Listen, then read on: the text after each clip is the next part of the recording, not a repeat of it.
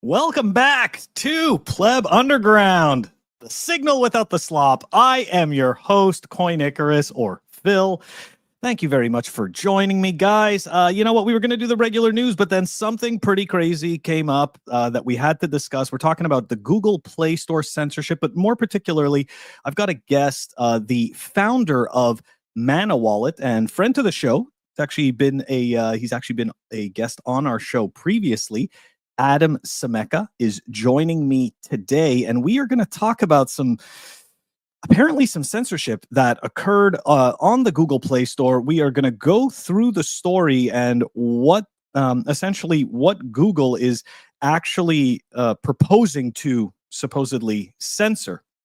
Anyways, it's definitely going to be an interesting story. And guys, before I bring Adam onto the show, you know the deal. We're going to show some love to the Pleb Underground sponsor, and we're going to be right back.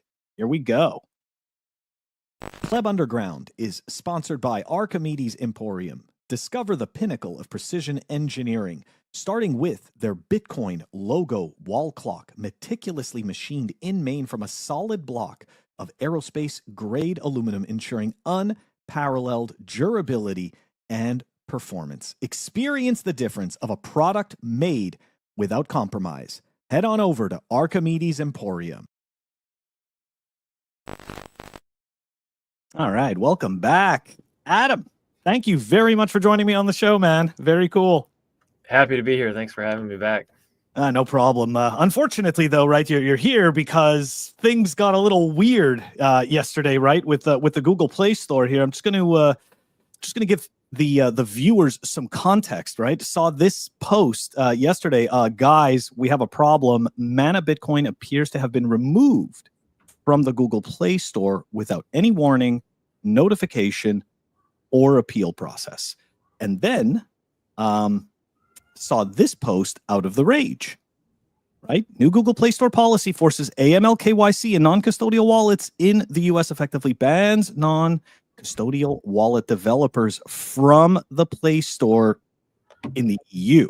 So let's dive into it. What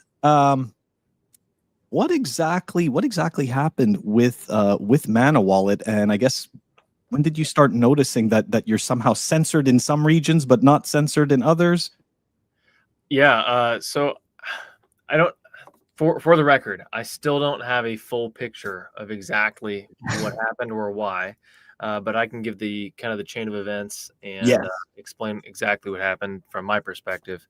So I actually saw the announcement from Google first. That's what tipped me off. And at this point, I didn't know of anything weird going on with the wallet or the app, but I figured I would just go ahead and just check to see if the app was still listed on Google Play. Mm-hmm. And lo and behold, it was not there any longer. So I don't know exactly when it was delisted. And I can't say for 100% certainty that it was related to this, although the timing is extremely coincidental, to say the least. So at some point around the time Google made the announcement that they were going to be essentially banning non-custodial, or what we would say self-custodial wallets, the Manna Wallet app was delisted, meaning it was not searchable in the App Store any longer. I did get some reports that some people were able to see it, some people weren't. I never was able to determine exactly who was and who wasn't, although there was a systems engineer that reached out to me. I don't know who he was. I don't think he was with Google, but he said that the likely cause was that they had actually delisted it and it was taking some time to propagate through their node system for the App Store. So it does appear to me at this point that the app was delisted from their end for some reason. I can't say for sure that it was because of this announcement, although as of right now, that's what I'm working from, just because of the coincidental timing. So they delisted the app. We made a big stink about it, and then I'll just skip straight to the end here because it's a happy ending. But they did relist our app, so our app is now back in the Play Store. Yes, yes. Actually, I put that screenshot up, but I meant to put this one up, right, where the rage was actually following this all along, and yeah, you've got Google News over here indicate. Oh, thanks for flagging this. Non-custodial wallets are not in the scope of the Google Play's cryptocurrency exchanges and software wallets policy. We're updating the help center.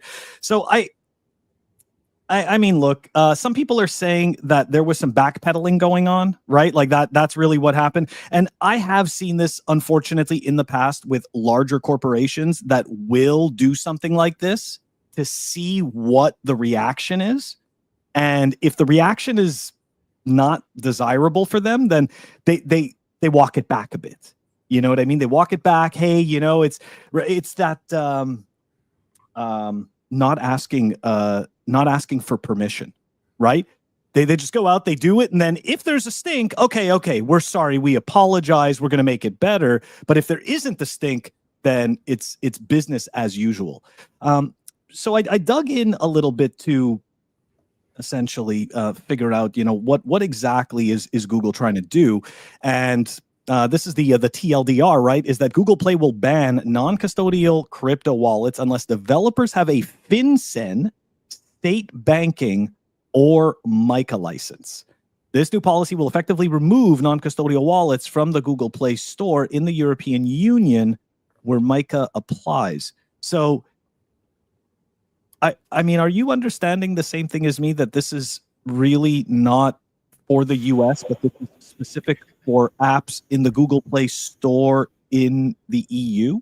So they actually released a fairly extensive list, or it was basically a table, and I think this was the snippet just for the EU. So there was they broke it apart for each individual region, and the US had its own section, but it at the time they released it certainly did not exclude or rule out self-custodial wallets. So the language in which it was originally released was basically the exact same thing. You have to have a FinCEN registered money services business license. So what that really means ultimately is you have to track every single user and you have to track every single transaction and report that to the government. And with a self-custodial wallet, you hopefully can't do that. And so it would basically, as people have said online, it just basically bans self-custodial wallets, because that's not even possible to do with a self-custodial wallet. Yeah, I'm trying to picture this. Like it's a whole bunch of mandatory self-reporting. I mean, that's essentially what it would be, right? Because how do you know who has purchased a signing device, right? And then what about the people who have got something like a seed signer or a do-it-yourself Spectre hardware wallet, which I know probably nobody from this cycle knows what that even is anymore. But essentially, it totally seems like an effort in futility, and essentially the state is just expecting people to self-report and self-incriminate. I don't know. Yeah. Really it may be helpful to maybe back up for anybody in the audience that doesn't necessarily know what a self-custodial wallet is, but it's essentially just software that you run on your end locally. So it's an app. You're not connecting to a server to make transactions, so to speak, through the wallet. So obviously, the one that I built is called Manna, and the way that works is you download the app on your phone, and then your phone is where all the action happens, right? It's not on a centralized server somewhere where we're making a transaction on your behalf. It's the actual user on their phone making the transaction, which is why a self-custodial wallet can't monitor those things, and they could never be FinCEN compliant or a money services business's licensed organization, because they can't track all of that detail.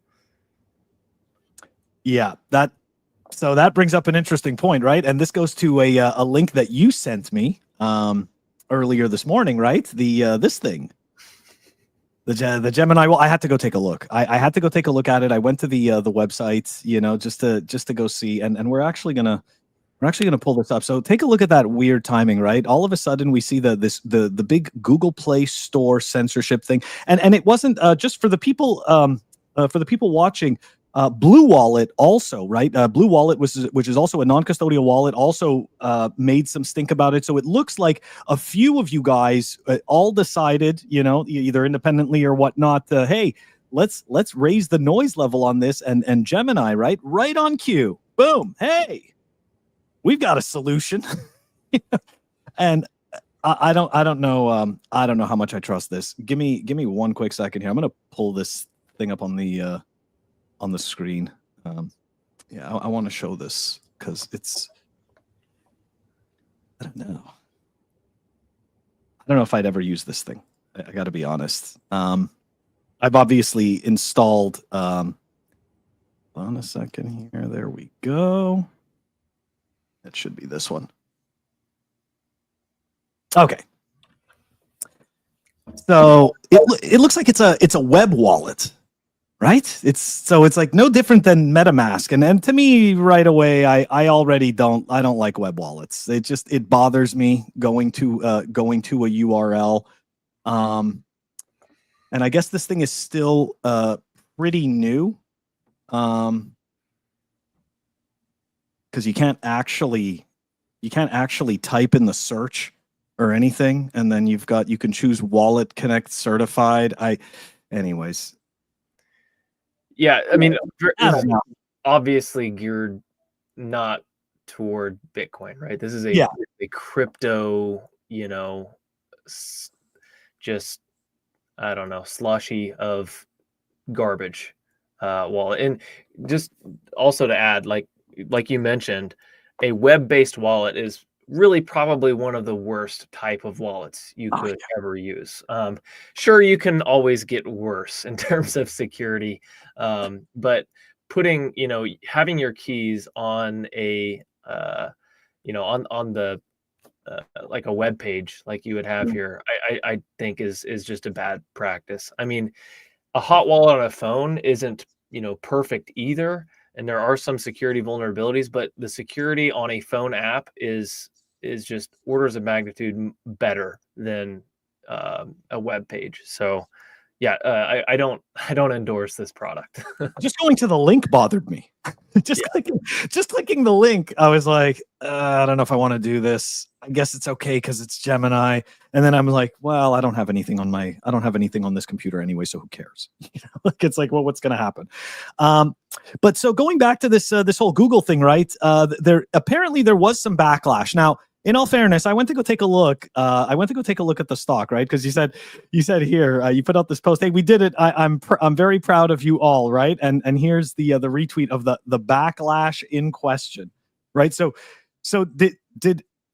did people actually dump the shares down to 197 before it rebounded? That is what the chart is telling us, and the timing is it lines up perfectly. So right as myself and a bunch of these other people started making a big stink about it online, the overnight extended hours trading, this is what the chart looks like. So I don't know how much of this was organic, share dumping, so to speak, or if it was just some short positions being taken on it, but very clearly had a pretty profound and noticeable effect, enough to get, I think this is probably what ultimately got their attention. Yeah, you know what? It's kind of interesting that this is how it actually, this is actually how it played out, right? So Google, this is a message that your shareholders, right? Even though they know that you're taking people's data and that you're monetizing it, they don't want you to be Big Brother. Okay, they don't want you to be the censorship machine. Maybe put back the "Don't be evil" thing on your sign at your office. Maybe that's what they need to do. Anyways, okay. So let's go through some lessons. I guess some lessons learned on this. Do you think this was? I mean, to me, it doesn't necessarily seem intentional, right? In the sense of like, oh, they banned your wallet in particular, something like that. But I do believe that there is a precedent being set, right? And this goes back to the comment I made earlier. Do you think that Google was just feeling out the environment What are your thoughts? I do. I mean, that's my understanding and general presumption from what I can see with all the evidence. It looks like they, and by the way, I don't know if this was made clear or not, but this uh, release announcement, standard, whatever you want to call it, this was put out a few weeks ago. This didn't happen yesterday. It Mm-hmm. was just starting to get coverage yesterday. And I think that the article that was going around was written by Lola Lee. It's very well done, by the way. But that was blowing up. Yeah, the one you have pulled up here by the rage. And it started getting popular yesterday, and people started realizing what was happening. And it wasn't until yesterday that I realized that Manna was no longer being displayed on the Google Play Store.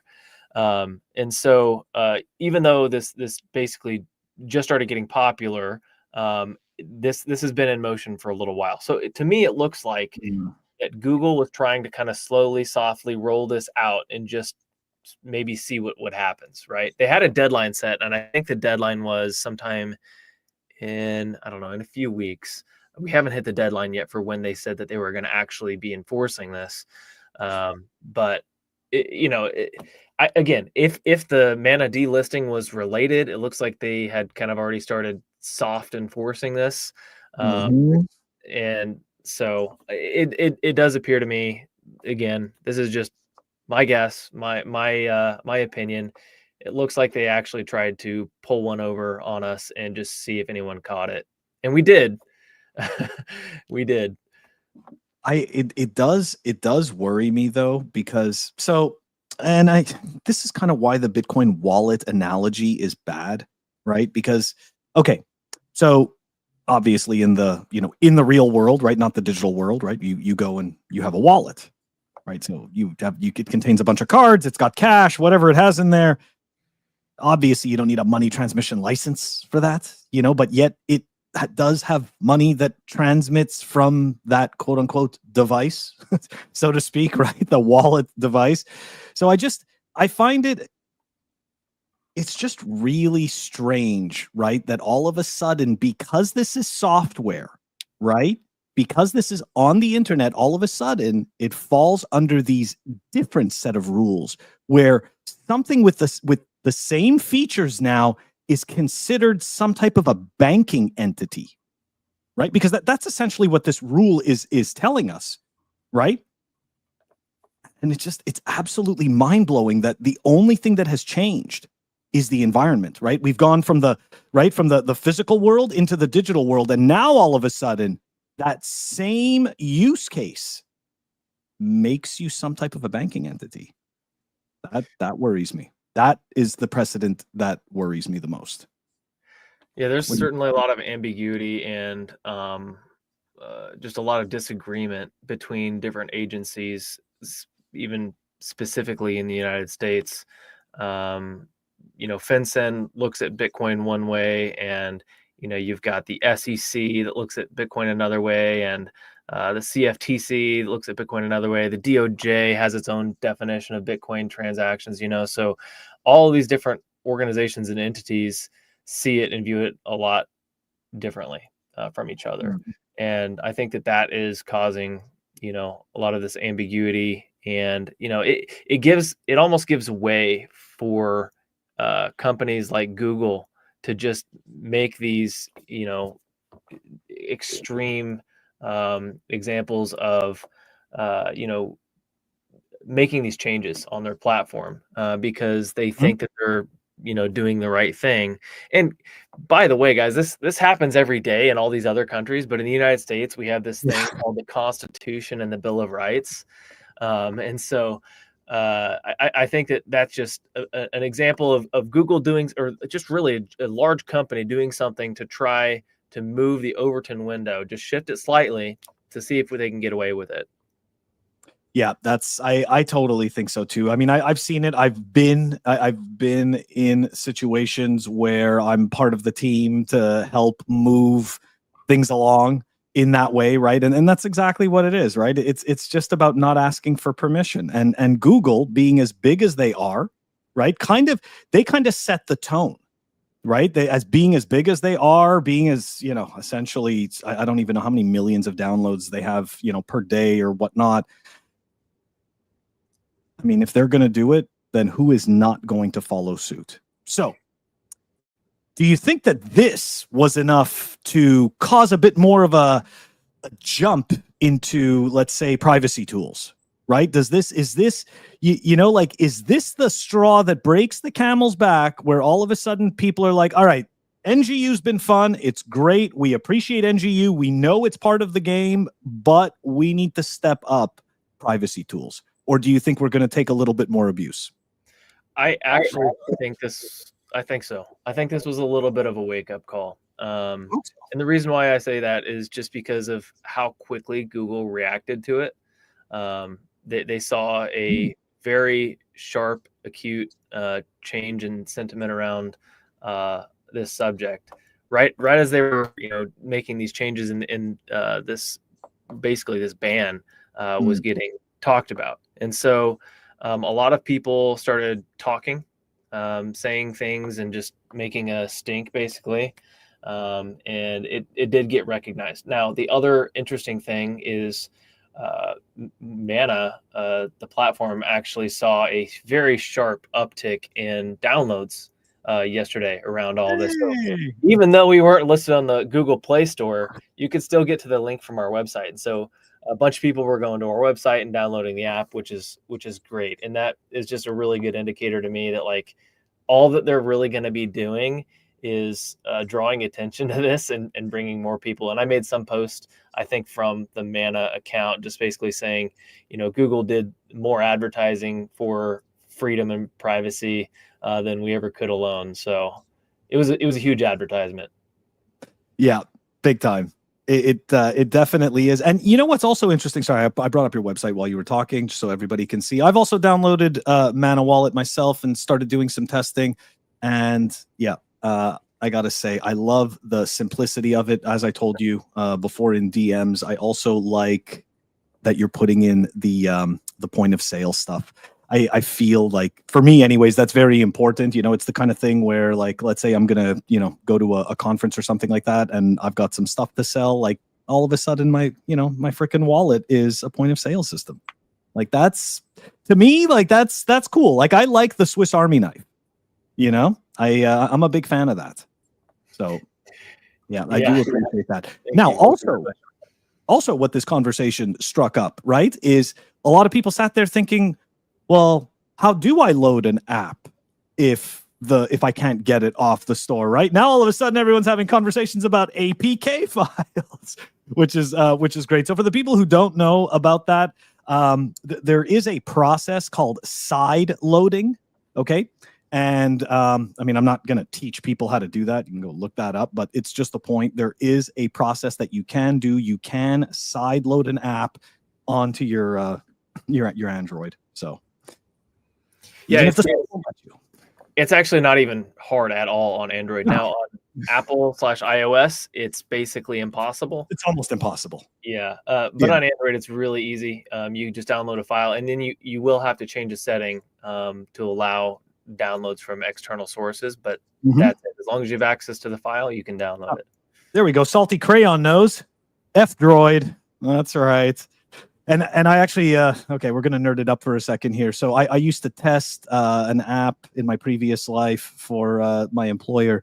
And when you're dealing with something that isn't even released yet, I don't know if this has changed, but you have to provide a unique identifier in the side loading process. So while you're running the side loading command, essentially, if you don't have that unique ID, you're not going to be able to load that app. I don't know if that's true once the app is released, but I do know that pre-release, you need to have that unique identifier. So that is 100% true if you're doing like a test flight on iOS. I think it may also apply for certain processes on Android. I don't want to get too far into it, but okay. Sorry.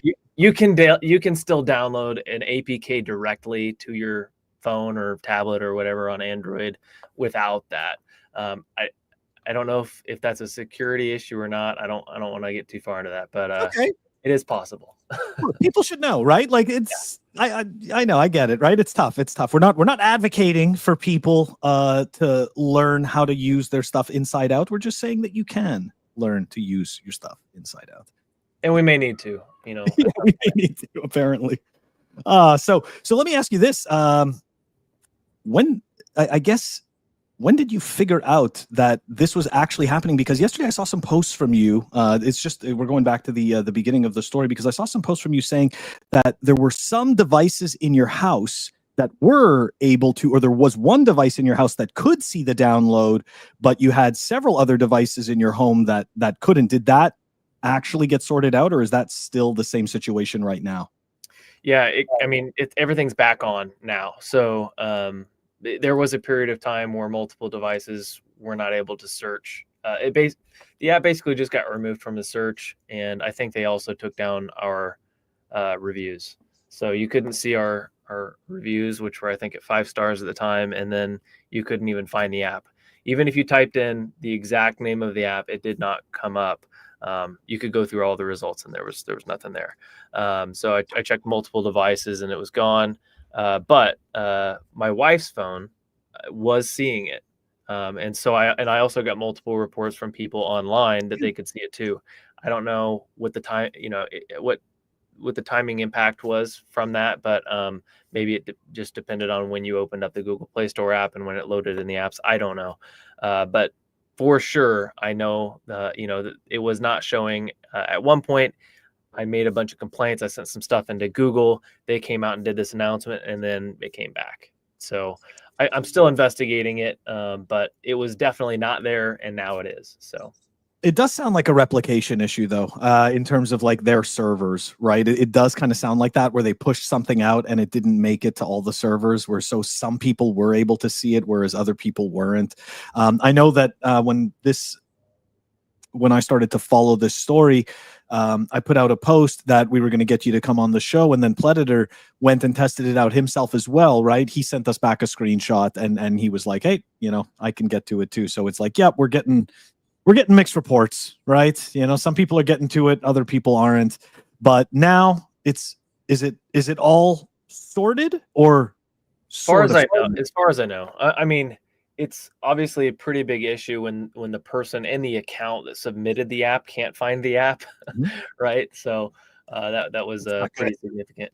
But absolutely, it's working now. And I did get a response from Google, as many could probably guess. It was not a very helpful response. It was fairly generic, and they denied any connection to. Well, they didn't specifically deny it, but they didn't elaborate on any of the new, the quote unquote temporary ban that got lifted. So there was definitely something going on, because the timing was all it all coincided with this announcement. So, but it's all sorted now, which is awesome. Yep. All sorted out now. And as we see, right, Google supposedly drops plans to ban the custodial crypto wallets from the Play Store following Backlash. Yeah, guys, to me, this is how it works, right? This is how goose stepping takes place, right? They don't ask for permission. The company will push a little bit. Nobody says anything. They'll push a little more, right? This is how it works. They push until there's some type of outrage, until there's some type of pushback. And then they'll say, all right, sorry, let's sit down and work this out. Right? Like this is always and then it becomes like a negotiation. But again, all that's happening is we're just simply being goose stepped further and further down the line towards more KYC and more censorship. And that's what it looks like to me. Yeah, I think this is ultimately a really good thing, though. I'm glad that it turned out the way it did. It could have gone the other direction, and that would have been equally as bad, because we would have had probably permanent ramifications from that as well. But I think that this is a long-term signal, not just to Alphabet/Google, but to the industry as a whole, that as soon as you try to screw with Bitcoiners, like we're gonna go scorched earth. we're gonna dump your stock. Yep, that's right. And that's a good thing, right? That's a good thing. We should absolutely, right? We should absolutely. I forget the word I'm looking for. Not morals, but ethics, right? We should hold true to our own ethics. And look, if we have, these businesses are going to sit there and try to, turn everything into more of a prison, then by all means, right? It already is to a certain extent a prison planet. So like, I feel like, it's almost like these businesses are encroaching on every last piece, last piece of like vestige of freedom that we can have. Right. It's just wild. Anyways, look, I know we don't have a lot of time today, so I really do appreciate you joining me on the show. Before we close out, do you have any final thoughts? Any last things you want to say to the viewers and listeners? Thank you, Phil, for having me on. That's absolutely really appreciate being here. Thank you for joining me. Yeah. No, if any of you guys want to follow any more of this, as I get more information, I'll put it out. You can follow me on X. I'm just at Adam Simecka. And then if you're curious specific about the Manna stuff, it's at Manna Bitcoin on X as well. Very cool. Guys, we are going to have that. That's all in the show notes. All right. So Adam's contact info is in the show notes. Manna Wallet, if you want to go download it, that's in the show notes. All that good stuff is there. Guys, it's going to wrap up today's daily episode. Tomorrow, we're going to be back with an interview with Asanoha. That's right. He's working on some project doing the Bitcoin art magazine. So we're going to find out everything about that. He is going to be joining us tomorrow at noon Eastern time. Adam, thank you again so much for joining me on the show. This was absolutely amazing. Take it easy.